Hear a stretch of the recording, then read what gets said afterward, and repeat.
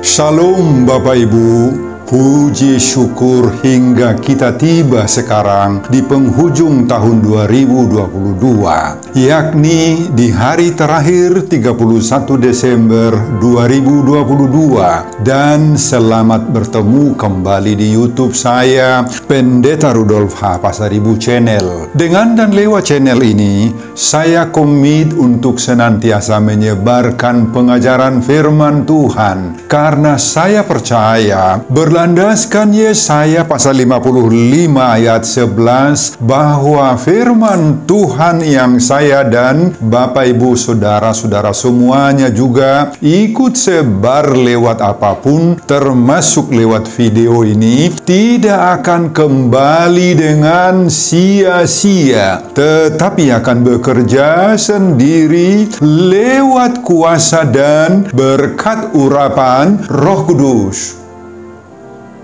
Mari Bapak Ibu, saudara-saudara semuanya, saya ajak membantu saya menyebarkan pengajaran firman Tuhan, khotbah di penghujung tahun, yakni 31 Desember 2022, terambil dari kitab Roma pasal 11 ayat 33 sampai dengan ayat 36, dan pembacaan dari 1 Raja-Raja pasal 8 ayat 54 sampai dengan ayat 61. Diikat oleh topik atau tema, bagi Dialah kemuliaan sampai selama-lamanya. Dalam bahasa Batak Toba dituliskan, di iba nama hasangapon rodi saliling-liling. Saya baca untuk kita, simaklah pembacaan firman Tuhan berikut ini. Judul perikop Roma pasal 11 ayat 25 sampai ayat 36 adalah penyelamatan Israel, dan khotbah kita dari ayat 33 sampai dengan ayat 36. Oh, alangkah dalamnya kekayaan, hikmat dan pengetahuan Allah. Sungguh tak terselidiki keputusan-keputusannya, dan sungguh tak terselami jalan-jalannya. Sebab siapakah yang mengetahui pikiran Tuhan? Atau siapakah yang pernah menjadi penasihatnya? Atau siapakah yang pernah memberikan sesuatu kepadanya sehingga ia harus menggantikannya? Sebab segala sesuatu adalah dari Dia, dan oleh Dia, dan kepada Dia. Bagi Dialah kemuliaan sampai selama-lamanya. Bapak, Ibu, dan saudara-saudara, demikianlah nats khotbah kita mengakhiri tahun 2022 ini dengan topik atau tema, bagi Dialah kemuliaan sampai selama-lamanya. Di ibana mahasangapon rodi saliling-liling. Saudara, saat ini kita sedang berdiri di hari, jam, dan menit-menit terakhir penghujung tahun 2022. Dan jika Tuhan berkenan, maka kita akan segera meninggalkan tahun 2022 dan memasuki tahun yang baru, 1 Januari 2023. Sungguh alangkah kita penuh rasa syukur kepada Tuhan, sebab oleh karena kasih-Nya lah kita bisa melewati tahun 2022 ini dengan berbagai-bagai warna pengalaman hidup yang kadang-kadang hitam pekat, tetapi juga tak sedikit warna putih cerah penuh sukacita diizinkan oleh Tuhan terjadi dalam hidup kita. Kita sudah melewati 52 kali minggu-minggu, ditambah 2 perayaan besar, yakni Jumat Agung dan kenaikan Yesus ke surga. Ditambah lagi 3 pesta yang dirayakan 2 kali berturut-turut. yakni kelahiran Yesus, Paskah, dan turunnya Roh Kudus. Bila kita jumlahkan semuanya, 57 kali peribadahan minggu. Belum lagi kita sebutkan berbagai-bagai jenis ibadah lainnya yang diorganisir oleh gereja kita, seperti ibadah rumah tangga yang sering kita sebut pertanggiangan dalam bahasa Batak Toba, dan ibadah-ibadah PA, penelaahan Alkitab, atau ibadah-ibadah seksi, dan lain-lain. Banyak pengalaman-pengalaman hidup yang sudah kita lewati selama tahun 2022 ini, Bapak Ibu. Dalam melewati hari demi hari, berganti minggu, ke bulan-bulan berikutnya, hingga kita tiba di tanggal 31 Desember 2022, akhir tahun ini, gambarannya seperti sedang menaiki perbukitan gunung yang tinggi, duluk-duluk Netibo. Saat mendaki gunung kehidupan ini, kita rasakan begitu capeknya, berkeluh kesah, holso wanduhita, dan lain-lain. Tetapi sampai juga setelah sampai di puncak gunung kehidupan itu, kemudian kita mencoba sejenak memandang ke bawah, menoleh ke belakang, ke masa lalu yang sudah kita tinggalkan itu. Apa yang kita lihat? Kita lihatlah berbagai-bagai pengalaman hidup yang sudah kita lalui selama 2022 ini. Banyak pengalaman-pengalaman pahit, banyak yang membuat kita tidak nyaman. Apa itu? Banyak di antara kita yang berkeluh kesah, ngorong-ngorong. Sering kita dilanda rasa takut, hati yang cemas, rasa mencekam. Bahkan banyak di antara kita juga menangis, mengeluarkan air mata penuh dengan rasa pilu yang mendalam. Sulitnya mencari sumber-sumber hidup yang layak secara ekonomis. Ada di antara kita juga yang jatuh terpuruk, menderita karena berbagai-bagai sebab dan akibat.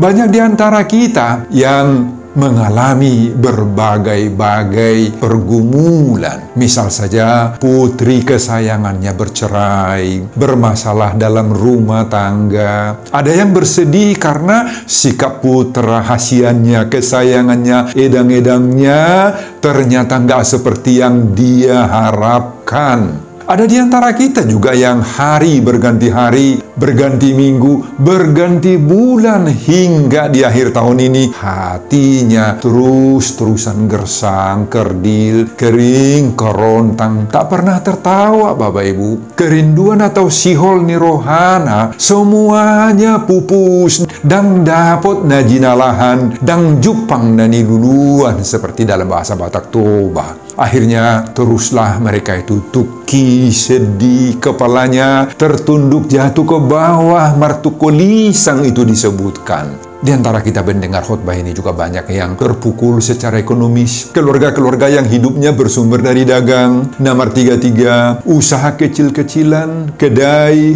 jualan makanan, dan lain-lain, ternyata tidak dapat mengcover semua kebutuhan-kebutuhan primernya. Akibatnya harus berhutang. Saudara, semuanya itu sudah dan sedang kita lalui. Bukit-bukit kehidupan itu sudah kita naiki dengan susah payah. Sehingga sekarang kita tiba di puncak gunung hidup itu. Tetapi ternyata selain kesusahan-kesusahan tadi, ada banyak juga pengalaman-pengalaman hidup yang enak, yang menyenangkan, yang membuat kita rasa damai, Bapak Ibu. Ada sukacita toh, ada kegembiraan, ada berbagai-bagai rezeki, ada berkat-berkat. Ini tidak boleh kita lupakan, kita abaikan. Khususnya pandemi coronavirus di 19 sejak 2020 di negeri kita yang lalu sangat-sangat menghantui kita. Tetapi sekarang keadaannya sudah lebih baik. Kita sudah bisa beribadah di gereja. Anak-anak kita sudah bisa pergi ke sekolah bersama-sama dengan teman-temannya. Jadi akibat pandemi ini sudah semakin longgar. Walaupun kita harus terus hati-hati dan terus menjaga diri. Selain itu, di tahun 2022 ini di antara kita mungkin ada yang diberkati oleh Tuhan mendapat kenaikan pangkat, jabatan, ada penambahan-penambahan usaha, bisnis berkembang, ya anak konabui melangsungkan pernikahan, dan lain-lain. Dan tentunya banyak lagi berkat-berkat Tuhan, perbuatan Tuhan dalam hidup kita yang membuat kita harus bersukacita. Tetapi tidak bisa kita sebut-sebut satu persatu di sini toh. Saudara, inilah realitas fakta hidup kita selama di tahun 2022 ini yang perlu kita renungkan hingga kita sekarang tiba di puncaknya 31 Desember ini. Saudara, apa dan bagaimanapun pengalaman dan gejolak hidup kita di tahun 2022 ini adalah sangat-sangat wajar kita bersyukur. Semuanya itu terjadi karena besarnya kasih Tuhan yang memelihara, menjagai, menuntun perjalanan hidup kita. Kita bisa tiba di akhir tahun 2022 ini. Tuhan melihat kita semuanya dari atas di saat kita melewati kemelut hidup. Entah itu sakit penyakit, penderitaan, siak nibagi dohot pardangolan, atau entah itu berbagai-bagai berkat, sukacita, ada kesehatan dan lain-lain. Saudara, tidak berapa lama lagi, hanya hitung hari atau jam saja sejak saya menayangkan khotbah ini, maka kita akan segera meninggalkan tahun 2022 ini. Memasuki tahun baru, tahun yang penuh rahmat, tahun 2023 yang sama sekali gelap gambarannya bagi kita. Nah, pertanyaan bagi kita, apa modal kita menjalani tahun 2023 yang akan datang ini? Saudara, mari kita belajar dari pengalaman dan pengajaran Paulus kepada jemaat Kristen di kota Roma ini. Ada suatu persoalan berat yang terjadi di jemaat Roma sekitar tahun 55-56. Di satu pihak orang Kristen yang berasal dari agama Yahudi sangat menyombongkan dirinya. Mereka beranggapan bahwa mereka jauh lebih berharga dibandingkan dari orang Kristen yang berasal dari bangsa-bangsa lain yang ada di jemaat Roma. Mereka mengklaim bahwa diri mereka lah bangsa pilihan Tuhan yang dikhususkan atau pinapulik nidebata. Mereka mengatakan, kamilah keturunan Abraham, Ishak, dan Yakub, dan yang menjadi pewaris kerajaan Allah, kerajaan surga. Bahkan mereka menyombongkan diri dengan mengatakan, bagaimanapun besarnya dosa kami, kami tetap dikasihi dan dikuduskan oleh Tuhan, kata mereka. Namun sebaliknya, pihak lain yang berasal dari non-Yahudi, yakni dari bangsa Gerika, Yunani, dan lain-lain, tampil juga mengcounter mereka. Apa kata mereka lagi? Mereka mengatakan, orang Yahudi sudah dibuang Tuhan. Tuhan sudah marah kepada orang Yahudi karena menolak Yesus. Tuhan sudah mengutuk orang Yahudi karena mereka membunuh Yesus Mesias itu. Akibatnya, kata orang non-Yahudi ini, orang non-Yahudi ini juga menjadi sombong, Bapak Ibu. Jadi dua-duanya menjadi sombong, baik orang Yahudi sendiri maupun non-Yahudi, mereka menjadi sombong. Pertikaian kedua latar belakang ini sampai kepada Paulus ketika Paulus sedang berada di Korintus. Dan inilah sebagian yang melatar belakangi surat Roma ini. Saudara, Paulus begitu panjang lebar mempergumulkan persoalan ini dan menuliskannya pada pasal 9 sampai pasal 11, 3 pasal. Paulus begitu sedih oleh pertikaian mereka ini, tetapi tidak boleh tidak, harus ditanganinya dengan serius dalam ketiga pasal itu. Apa kata Paulus? Pada pasal 11 ayat 1 sampai 6, Paulus mengatakan, pemilihan Allah kepada orang Yahudi itu tetap tidak berubah. Allah tidak menolak umatnya yang dipilihnya, meski harus dihukum juga. Aku sendiri pun orang Israel, dari keturunan Abraham, dari suku Benjamin, kata Paulus. Dan kepada orang yang berasal dari non-Yahudi, Paulus mengingatkan mereka agar tidak sombong. Jangan sombong. Pada ayat 18, Paulus mengatakan, janganlah kamu bermegah. Dan pada ayat 24, Paulus menggambarkan mereka sebagai cabang dari pohon zaitun liar yang dicangkokkan pada pohon zaitun sejati. Artinya apa? Orang-orang yang berasal dari non-Yahudi itu tadinya tidak berguna, tidak berarti di hadapan Tuhan, tidak bermutu. Mereka adalah pohon liar. Dan menurut istilah bahasa Batak Toba, mereka itu leteung. Leteung, Bapak Ibu. Tetapi sekarang sudah dicangkokkan kepada pohon yang baru. Mereka mendapat hidup yang baru. Artinya Tuhan memanfaatkan mereka. Tuhan menghargai mereka. Jadi tidak ada alasan sombong. Makanya pada ayat 25 Paulus mendorong mereka supaya kamu jangan menganggap dirimu pandai. Dalam bahasa Batak Toba dituliskan, unang hafiz taranmu na pangasahononmu na ale akadongan. Saudara, pada nats khotbah kita ayat 33 sampai 36, Paulus mengakhiri persoalan itu dengan memuji, memuliakan nama Tuhan. Ayat 33 dituliskan, oh alangkah dalamnya kekayaan, hikmat, dan pengetahuan Allah. Sungguh tak terselidiki keputusan-keputusannya dan sungguh tak terselami jalan-jalannya. Ayat 34-35, tidak ada yang bisa memprediksi pikiran Tuhan. Tidak ada yang bisa menjadi penasehat bagi Tuhan, gak ada. Kemudian diakhiri ayat 36, segala sesuatu itu adalah dari Dia, oleh Dia, dan kepada Dia. Bagi Dia kemuliaan sampai selama-lamanya.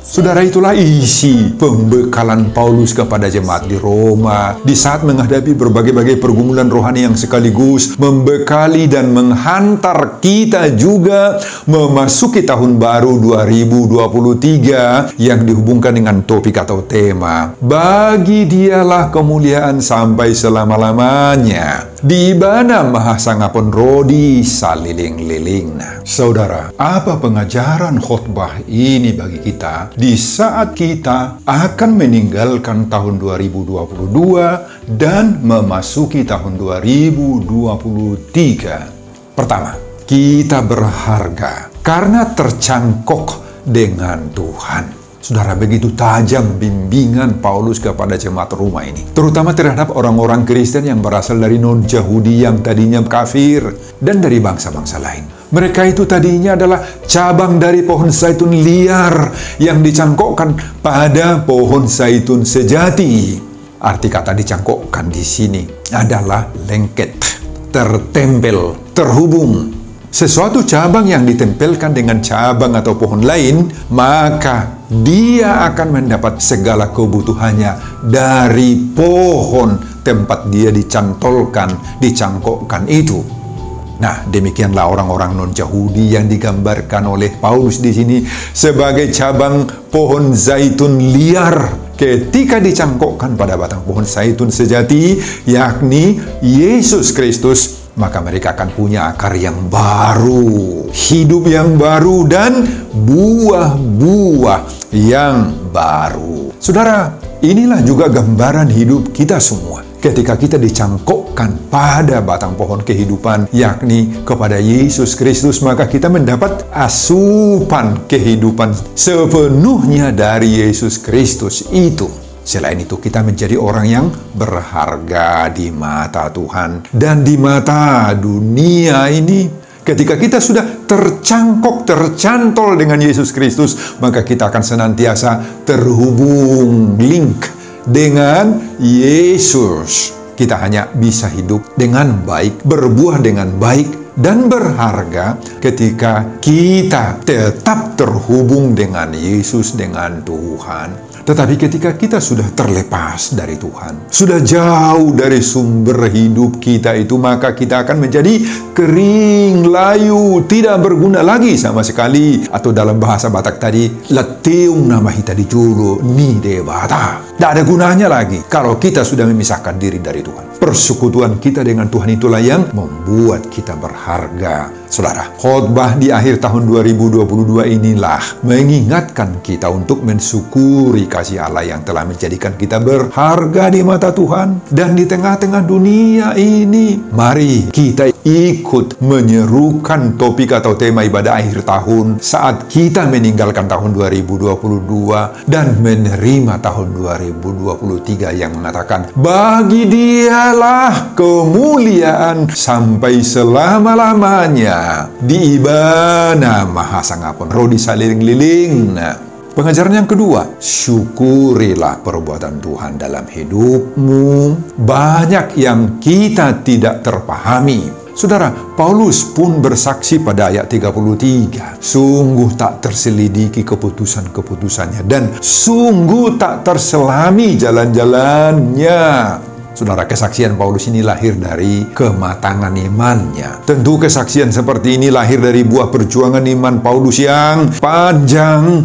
Setelah begitu banyaknya pergumulan iman yang dia alami, maka Paulus menyaksikan bagaimana Tuhan itu mengiringi dan selalu menolongnya dalam semua tantangan dan pelayanan itu. Paulus sungguh tak menyangka bahwa ia yang pernah bertindak brutal dan keji membunuh pengikut-pengikut Kristus, justru kini dialah yang memberitakan Kristus itu kepada semua orang. Banyak hal yang dia tidak mengerti dalam hidupnya. Dia tidak pahami dari rancangan-rancangan Tuhan yang telah dialaminya sejak dia terpanggil menjadi pemberita Injil. Banyak. Dan semua ini dia syukuri dengan memberi pernyataan yang indah. Oh, alangkah dalamnya kekayaan hikmat dan pengetahuan Allah. Sungguh tak terselidiki keputusan-keputusannya dan sungguh tak terselami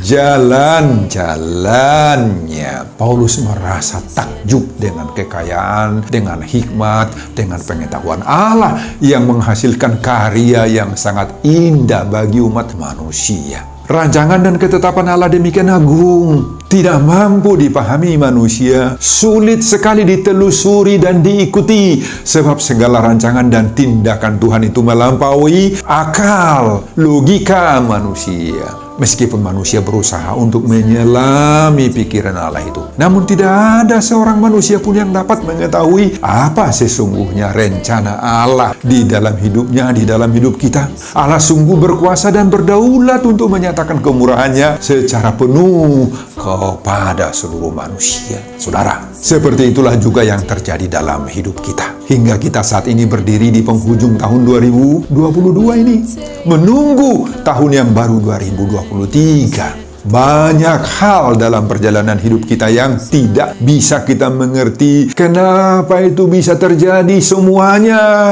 Tak seorang pun di antara kita yang bisa mengerti kenapa dia dipakai oleh Tuhan menjadi hambanya, menjadi alat Tuhan, baik sebagai pendeta, pendatua, mungkin sebagai seorang pejabat di pemerintahan atau di swasta. Tak seorang pun di antara kita mengerti kenapa dia bisa menjadi pemimpin atau orang penting, orang hebat dalam suatu perusahaan atau di salah satu organisasi besar. Dan tidak tertutup kemungkinan bahwa di tahun 2023 mendatang, kita juga mengalami perubahan ke arah yang lebih baik. Jauh lebih baik dari yang sekarang. Itu tidak mustahil terjadi dalam hidup kita, Bapak Ibu. Saudara, semua itu merupakan kasih karunia Tuhan yang tidak bisa kita mengerti. Kalau Tuhan berkenan menghadiahkan, menganugerahkan hal-hal yang indah, baik memberikan kekayaan, ilmu, pengetahuan, ada kedudukan, pangkat, pekerjaan baik, dan lain-lain, maka seperti kata peribahasa, jangan lupa kacang akan kulitnya, Bapak Ibu. Pengajaran yang ketiga, camkan dan hidupilah prinsip ini. Segala sesuatu adalah dari Dia, oleh Dia, dan untuk Dia. Bagi Dialah kemuliaan sampai selama-lamanya. Saudara, apa yang kita alami dan jalani dalam hidup kita ini tidak terjadi itu secara kebetulan dan bukan terjadi secara tiba-tiba. Ingatlah bahwa Tuhanlah yang membentuk dan memperlengkapi hidup kita ini sejak kita masih dikandung oleh ibu kita masing-masing. Dan selanjutnya lahir menjadi manusia hingga perjalanan keseluruhan hidup kita. Peranan Tuhanlah yang membentuk kemanusiaan kita. Nah, oleh karena itu jangan pernah lepaskan ketergantungan hidup kita ini sepenuhnya kepada kehendak Tuhan. Bagaimana sengitnya pun kehidupan yang sedang kita jalani. Paulus sendiri mengalami begitu banyak proses-proses dalam kehidupannya. Berkali-kali Paulus menghadapi cercaan, cibiran, bahkan dimasukkan dalam penjara tahanan karena pemberitaannya akan firman Tuhan.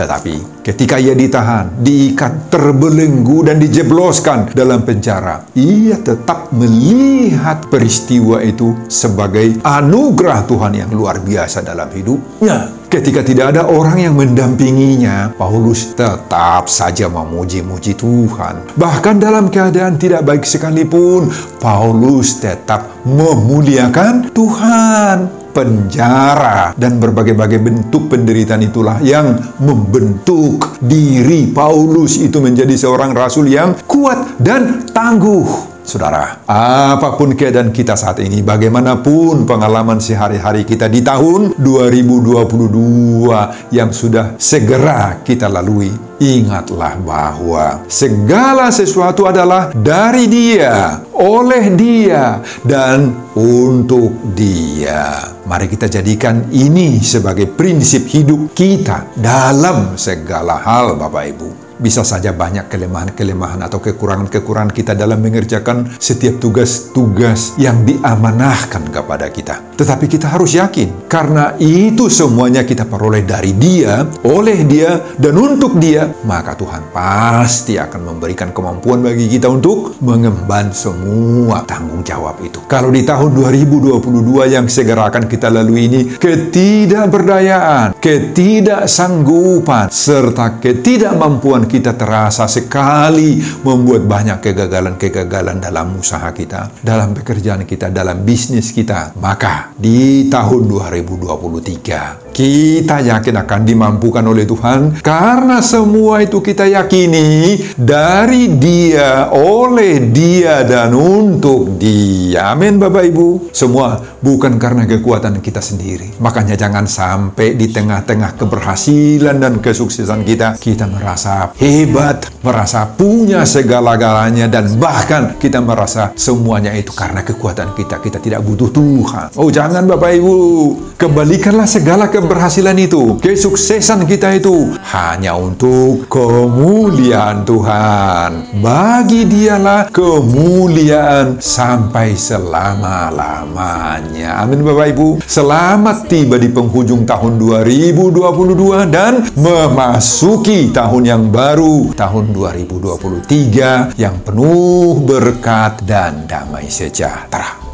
Sebelum saya mengakhiri khotbah ini kembali, saya mengajak Bapak, Ibu, Saudara-saudara untuk membantu saya menyebarkan firman Tuhan khotbah di akhir tahun tanggal 31 Desember 2022 dari kitab Roma pasal 11 ayat 33 sampai 36 ini, agar bagi Dialah kemuliaan sampai selama-lamanya, di mana masa ngapun rodi saliling-liling termotivasi lewat khotbah ini. Simak juga video-video khotbah saya yang lain agar Bapak, Ibu, Saudara-saudara memiliki sentuhan dan pemahaman rohani yang semakin diperkaya. Buka di YouTube saya, Pendeta Rudolf H. Pasaribu Channel. Selamat mengikuti pada akhir tahun 31 Desember 2022 dan menerima tahun yang baru 2023 buat kita masing-masing. Tuhan Yesus memberkati kita. Salam Horas. Amin. Terima kasih Tuhan. Kami sudah tiba di penghujung tahun 2022 dan memasuki tahun 2023.